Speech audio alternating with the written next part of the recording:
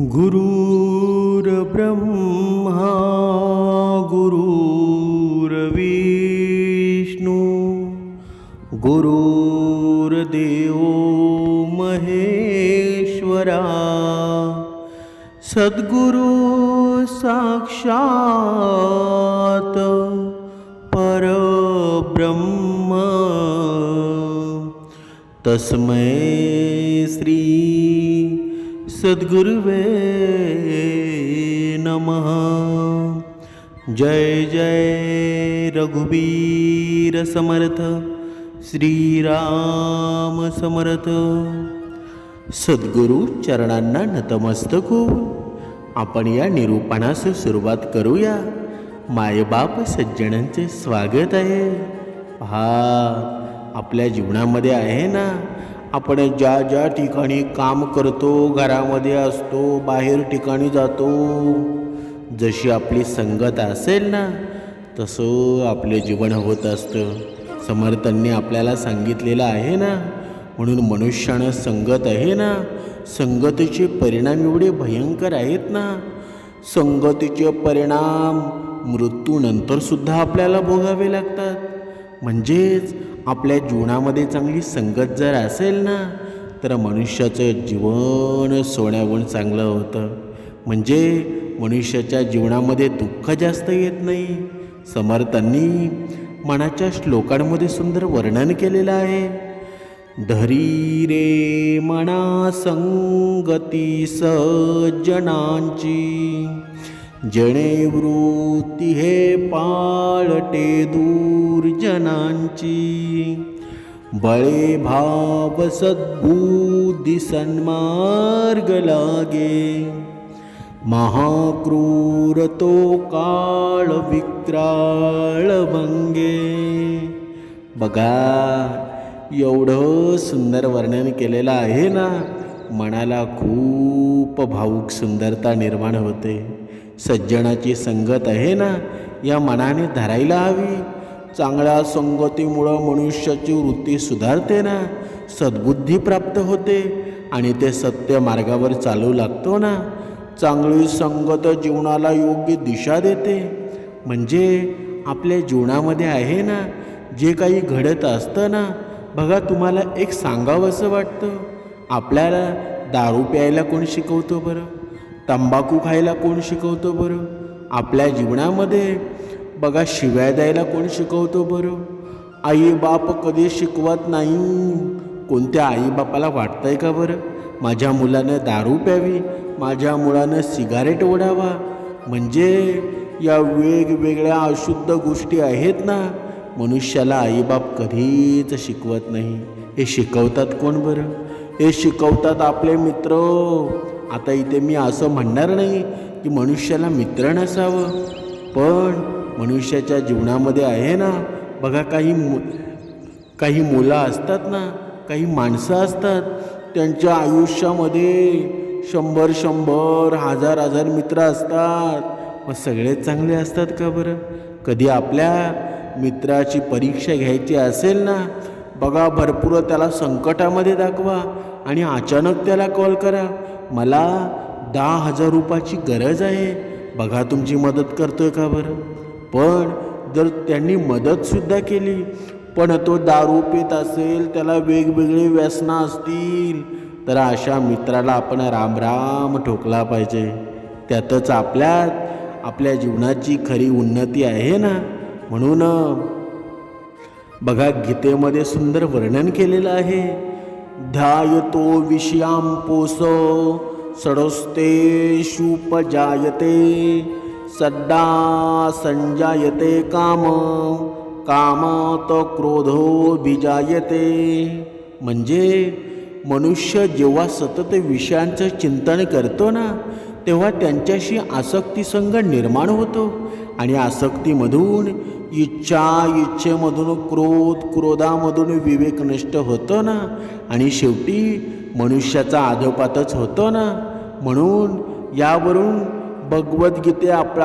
भगवद्गीतेमध्ये सांगितलेलं आपल्याला समजतं, जशी आपली संगत असेल ना, तशी ज्या गोष्टीमध्ये आपलं मन गुंततं त्या व्यक्तीचं विचार आचरण आपण बघा घेतो ना, म्हणून आपल्या जीवनामध्ये आहे ना चांगल्या लोकांची संगत, ईश्वर भक्तीचा मार्ग स्वीकारला पाहिजे ना. म्हणजे चांगल्या लोकांची संगत म्हणजे कुणाची बरं? चांगले लोक म्हणजे संतांशिवाय या पृथ्वी तलावर चांगले लोक नाहीत. म्हणून जो संत संगतीमध्ये असेल ना त्याची संगत आपण धरली पाहिजे. तुकाराम महाराजांनी सुंदर असं सांगितलेलं आहे, संग जया जैसा लाभ तया तैसा. बघा आपल्या संतांची वाणी आहे ना, जशी का अमृता उणी गोड. बघा तुकाराम महाराजांनी सांगितलं ना, जशी संगत असेल ना तसाच परिणाम मनुष्याच्या स्वभावावर घडतो, तसाच परिणाम मनुष्याच्या जीवनावर घडतो. चांगल्या संगतीतून सद्गुणच येतात ना, तर वाईट संगतीमुळं दुर्गुण वाढतात. म्हणजे संतांची आणि सज्जनाची संगत करावी. तुकाराम महाराज सांगतात ना, दुष्ट दुर्व्यसनी लोकांची संगत टाळावी. संगती सत्संगामुळं मन शुद्ध होतं आणि भक्ती वाढते आणि जीवाला योग्य दिशासुद्धा मिळते ना. म्हणजे आपल्या जीवनामध्ये आहे ना संगत जर करायची असेल ना तर आपल्या जीवनामध्ये निवडून एक मित्र असावा. पण आपण काळ्या रात्रीला हाक मारावी आणि त्यांनी आपल्यासाठी जरूर यावं. असा तुमच्या जीवनामध्ये मित्र आहे का? नाहीतर व्यसनासाठी जर काळ्या रात्रीला हाक मारावी आणि त्यानं लगेच यावं असा मित्र काही कामाचा नाही. बघा सुदामा आणि श्रीकृष्ण हे बाळमित्र होते ना. दोघेही गुरुकुळामध्ये एकत्र शिकले. सुदामा अतिशय गरीब होता पण सदाचारी होता, भक्त आणि विनम्र होता ना. अनेक वर्षांनी तो द्वारकेला श्रीकृष्णांना भेटायला गेला. श्रीकृष्णांनी राजपद असून सुद्धा सुदामेला प्रेमानं मिठी मारली ना, त्याचे पाय धुतले आणि त्यानं आणलेले साधे पोहे आनंदानं स्वीकारलं. या प्रसंगातून आपल्याला काय शिकायला मिळतं बरं? खरी संगत संपत्तीवर नव्हे तर सद्गुणांवर टिकते ना. सज्जन आणि भक्ताची संगत आहे ना माणसाला उन्नत करत असते. चांगल्या संगतीमध्ये प्रेम, नम्रता आणि भक्ती वाढते ना. म्हणजे हा प्रसंग आपल्याला काय सांगतो बरं? सत्संग आणि चांगले मित्र जीवन समृद्धच करतात ना, तर वाईट संगतीपासून दूर राहणं आवश्यक आहे. म्हणजेच आपल्या जीवनामध्ये खरा मित्र आपला कोणी समजावा बरं? जो सुख दुःखामध्ये नेहमी आपल्या सोबत उभा राहणारा असतो, चुकीच्या मार्गावर जात असताना प्रेमानं हात थांबणारा असतो, चांगल्या कामासाठी प्रोत्साहन देणारा असतो, विश्वासू आणि प्रामाणिक असणारा असतो, मत्सर किंवा स्वार्थ न ठेवणारा, आई वडील, गुरु आणि धर्माचा आदर करणारा, वाईट व्यसनांपासून आणि चुकीच्या संगतीपासून दूर ठेवणारा. हाच मित्र आपला असेल ना, म्हणजे संतांच्या विचारांचा सार आहे ना एका ओळीत आपल्याला सांगणारा. तो मित्र आहे ना जो मित्र सत्य सांगतो, चांगल्या मार्गावर चालायला लावतो, संकट आणि संकटाची साथ सोडत नाही. तोच खरा मित्र आहे ना. म्हणजे आपल्या जीवनामध्ये आहे ना खरा मित्र जर आपल्याला सापडला ना तर आपल्या जीवनामध्ये खरा आनंद आपल्याला अनुभवायला मिळतो. आणि हा अनुभवायला कधी मिळणार आहे बरं? जेव्हा आपण भक्ती मार्गामध्ये राहू, जेव्हा दोन वेळची उपासना करू आणि जेव्हा संत आपले मित्र होतील भगवंताची, तेव्हा आहे ना आपल्याला प्राप्ती झाल्याशिवाय राहणार नाही. बघा जशी संगत असेल ना तसा आपल्या जीवनामध्ये रंग चढतो. एका सुंदर आपण उदाहरणाद्वारे स्पष्ट करू. एका नगरामध्ये दोन ब्राह्मण शेजारी शेजारी राहत होते. एका अत्यंत गरीब होता तर दुसरा अफाट श्रीमंत होता. श्रीमंतीकडे संपत्तीची रेळचेल होती तर गरिबीच्या घरामध्ये दोन वेळच्या अन्नाचीही भ्रांत होती. गरिबी माणसाची फक्त खिशाचीच नाही ना, तर नात्यांचीही परीक्षा पाहत असते. त्या गरीब ब्राह्मणाची पत्नी अखंड दारिद्र्याला कंटाळलेली होती ना. रोजच्या उपासमारीनं तिच्या मनातला संयम संपला होता. सकाळ उगवली की तक्रारी सुरू व्हायची, संध्याकाळ झाली की वाद पेटायचा. प्रत्येक दिवस नव्या भांडणाने संपत असे ना. एका पौर्णिमेच्या दिवशी पत्नीचं कटू शब्द ऐकून त्या ब्राह्मणाचं हृदय पूर्णपणे तुटलं. त्यानं मनाशी निश्चय केला, या जीवनापेक्षा मृत्यूच बरा. किमान माझ्या मृत्यूनं एखादा हिंस्र प्राण्याची भूक तरी भागेल आणि या रोजच्या अपमानातून माझी कायमचा सुटका तरी होईल. असा विचार करत तो एकटाच जंगलाच्या दिशेने निघाला.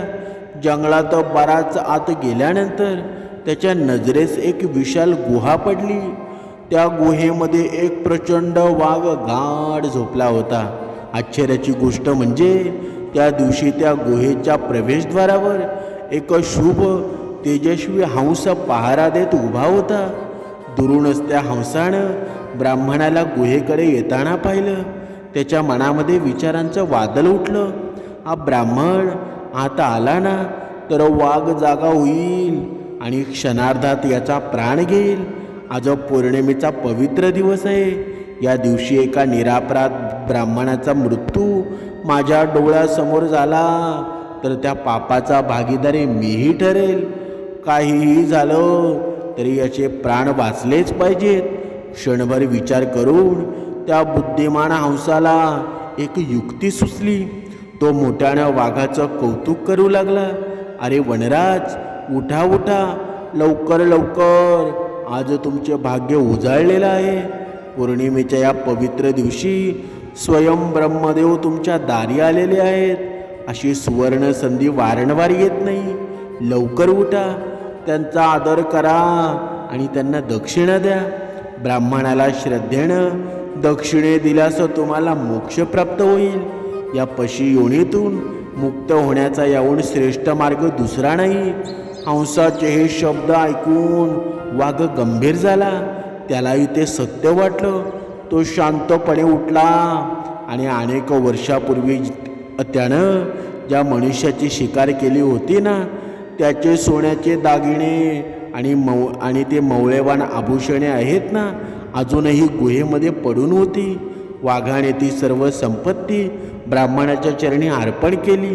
इतकेच नव्हे तर त्यानं नम्रपणे आपलं मस्तक खाली झुकवलं आणि भक्तिभावानं ब्राह्मणाचे चरण आपल्या जिभेने स्पर्श केले. त्या क्षणी हंसाने अलगत ब्राह्मणाला इशारा दिला, ब्राह्मणदेव, विलंब करू नका. हे सर्व दागिने घेऊन ताबडतोब येथून निघून जा. हा वाघ आहे, याच्या मनात कोणता विचार येईल याचा काहीच नेम नाही. ब्राह्मणाने क्षणाचा विलंब केला नाही. त्याने दागिने गोळा केले आणि वेगाने आपल्या घरी परतला. घरी पोचल्यावर इतकी अमाप संपत्ती पाहून त्यांच्या पत्नींच्या डोळ्यामध्ये आनंदाश्रू उभे राहिले. काही दिवसात ते दागिने विकले गेले. त्यांच्या घरातील दारिद्र्य कायमचं नाहीसं झालं. जिथे रोज भांडणाचे आवाज घुमायचे ना, तिथे आता समाधान, शांतता, आनंदाचे सूर येऊ लागले होते ना. परंतु म्हणतात ना, माणूस स्वतःच्या दुःखाने जितका व्यतीत होत नाही ना, त्यापेक्षा दुसऱ्याचं सुख आणि प्रगती पाहून अधिक जळतो. अगदी हाच रोग त्या श्रीमंत ब्राह्मणालाही जडला होता. शेजाऱ्याच्या झोपडीत अचानक आलेले वैभव त्याच्या डोळ्यामध्ये खुपसू लागलं.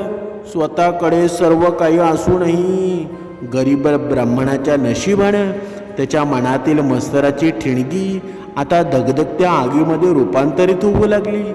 शेजाऱ्याच्या घरात अचानक आलेलं वैभव पाहून श्रीमंत ब्राह्मणाच्या पत्नीच्या मनामध्ये कुतूहलापेक्षा मस्तरच अधिक जागा झाला होता. एके दिवशी ती मुद्दाम गरीब ब्राह्मणाच्या घरी गेली. गोड गोड बोलत, प्रेमाने चौकशी करत तिने गरीब ब्राह्मणाच्या पत्नीचा विश्वास संपादन केला. बोलता बोलता गरीब ब्राह्मणाच्या पत्नीनेही काही न लपवता संपूर्ण घटना सांगितली. कशी पौर्णिमेच्या दिवशी जंगलातील एका वाघानं ब्राह्मणाला दक्षिणा म्हणून अमूल्य दागिने अर्पण केले ना आणि त्यांच्या आयुष्याचं नशिबच पालटलं. ही गोष्ट ऐकताच श्रीमंत ब्राह्मणाच्या पत्नीच्या डोळ्यामध्ये लोभाची चमक होती ना, आणि ती आलीसुद्धा. घरी परतताच तिने आपल्या पतीच्या मागे हट्टच धरला. पुढच्या पौर्णिमेला तुम्ही त्या जंगलामध्ये जा, त्या वाघाकडून दक्षिणा घेऊन परत या. पत्नीच्या हट्टापुढे अखेर श्रीमंत ब्राह्मणाला मान झुकवावी लागली ना.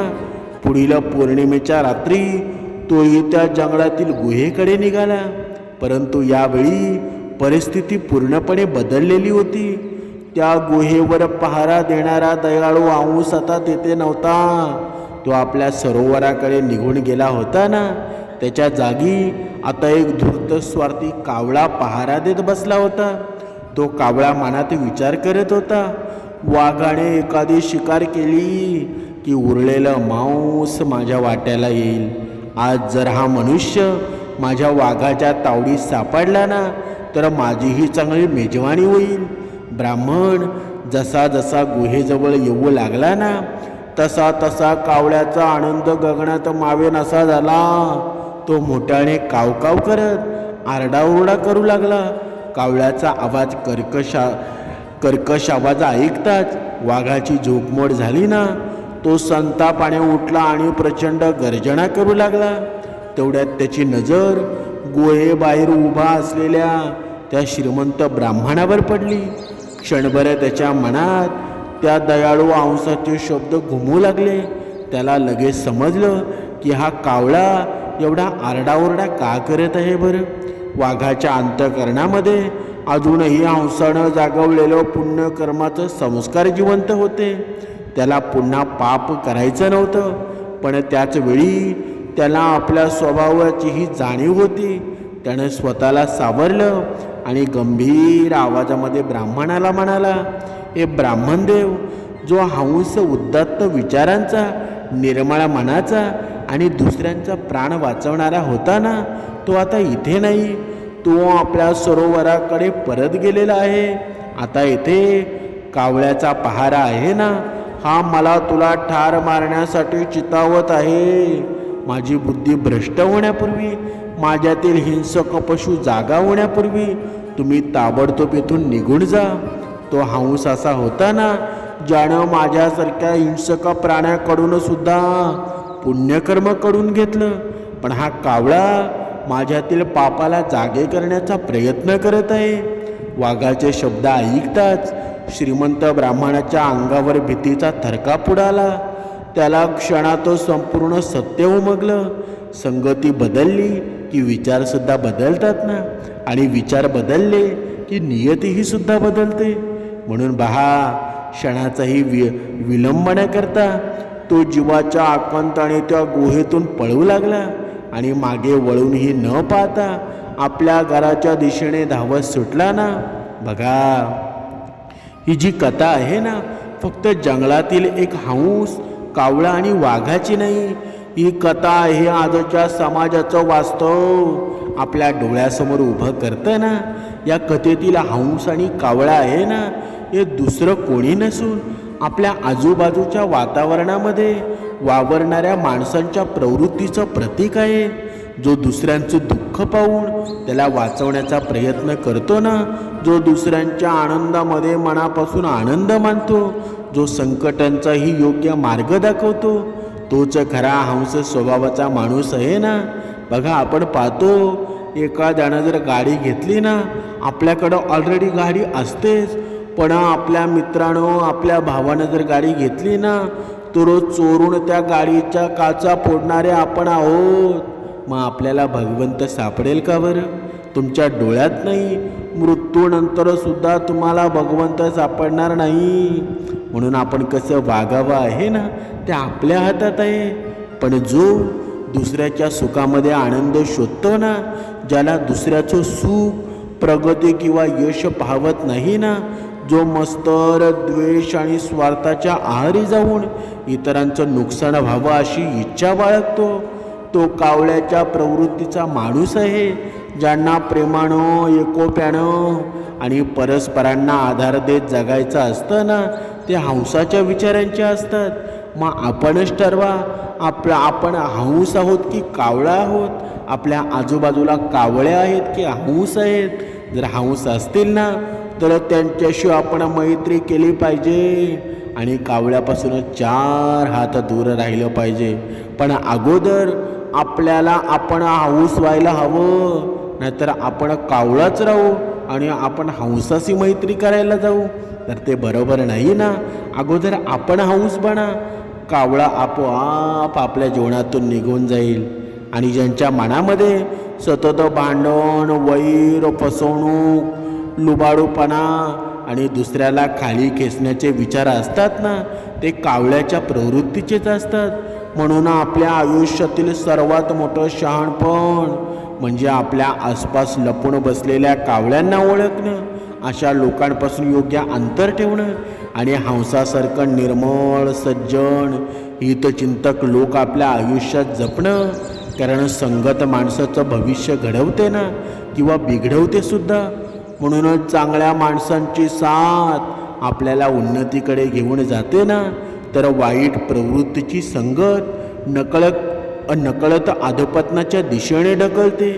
म्हणून आयुष्यात नेहमी हंस स्वभावाच्या माणसांची साथ निवडा आणि कावळ्यासारख्या मस्तरी, स्वार्थी आणि द्वेषी प्रवृत्तीच्या लोकांपासून स्वतःचं संरक्षण करा. यामध्ये आपल्या सर्वांचं खरं कल्याण दडलेलं आहे ना. जर ही कथा आणि तिच्यामागचा संदेश तुम्हाला आवडला असेल ना, तर आपल्या जीवनामध्ये प्रगती झाल्याशिवाय राहणार नाही. आणि आपण म्हणतो भक्ती भक्ती भक्ती, हीच खरी भक्ती आहे. आपण अगोदर चांगलं व्हा आणि मग दुसऱ्याशी आपण संपर्क करा. आपणच कावळे असू तर आपल्याला राजहंस सापडेल का बरं? जरी सापडला ना, तरी त्याच्या जीवनात आपण दुःखच निर्माण करू. म्हणून आपल्या जीवनातला कावळा बाहेर काढा, तेव्हाच आपण राजहंस होऊ. समर्थांनी आपल्याला सांगितलं ना, आपला जेव्हा जन्म झाला ना, तेव्हा आपण राजहंसासारखेच होतो. पण आपण जसं मोठं मोठं होत गेलो, कोणत्या कावळ्याची नजर आपल्यावर पडली ना, आपल्या जीवनाची बरबादी होऊन गेली. आजसुद्धा 12-12, 15-15 वर्षाची पोरं सिगारेट ओढतात. जेव्हा आम्ही प्रवास करतो ना, तेव्हा एखाद्या नाक्यावर, एखाद्या बागेमध्ये, शाळेच्या आवारामध्ये लहान लहान मुलं सिगारेट ओढत असतात. ही आपली परंपरा आहे का? ही हिंदू संस्कृती आहे का बरं? हिंदू पुराण आपल्याला काय सांगतं, शास्त्र आपलं काय सांगतं, हे आपण विसरलेलो आहोत. आपल्या मुलींच्या अंगावर कमी मापाचे ड्रेस असतात आणि आपला बाप आहे ना, बाप मोठ्या मानानं आपल्या मुलीचा स्टेटस ठेवतो, चांगलं एखादं गाणं ठेवतो. या बापाला सुद्धा लाज वाटायला हवी. जेव्हा आपली पत्नी गाऊन घालून जर इंस्टाग्रामवर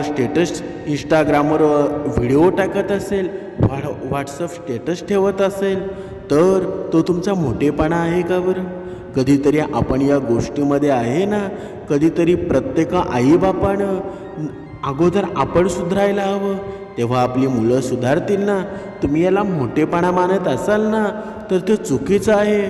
तुम्ही म्हणत असाल हे कलियुग पुढं चाललं आहे, पण हे कलियुग पुढं चाललं आहे, पण माणसाला 3 हात झाले का बरं? माणसाला 3 पाय झाले का बरं? माणसाचं लाल रक्त काळं झालं का बरं? या 2 पायाच्या माणसाला सांगणं आहे, ज्यानं भगवंतानं या माणसाची निर्मिती केली ना, कशासाठी केली? भगवंताचं नामस्मरण करण्यासाठी केली ना. या जगामध्ये फक्त नामस्मरण व्हावं, अभंग या सर्वांचा आपण उपभोग घ्यावा.